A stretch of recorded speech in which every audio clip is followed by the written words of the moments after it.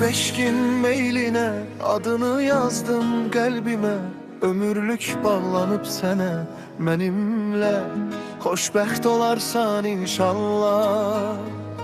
Düşüb eşkin meyline adını yazdım kalbime, ömürlük bağlanıp sene benimle xoşbəxt olarsan inşallah.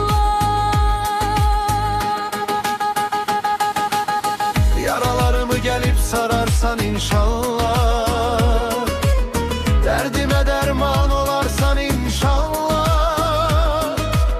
Arzu niyetime çattırarsan beni, benimle xoşbəxt olarsan inşallah. Yaralarımı gelip sararsan inşallah, derdime derman olarsan inşallah. Arzu niyetime çattırarsan beni, benimle xoşbəxt olarsan inşallah.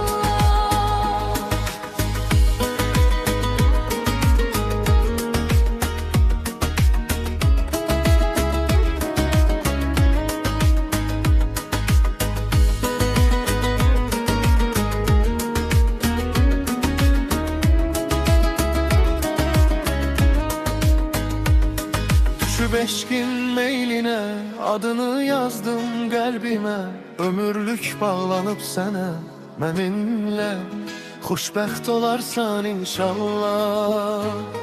Düşüb eşkin meyline adını yazdım kalbime, ömürlük bağlanıp sene benimle xoşbəxt olarsan inşallah. Yaralarımı gelip sararsan inşallah, derdime derman olarsan inşallah. Arzu niyetime çattırarsan beni, benimle xoşbəxt olarsan inşallah. Yaralarımı gelip sararsan inşallah,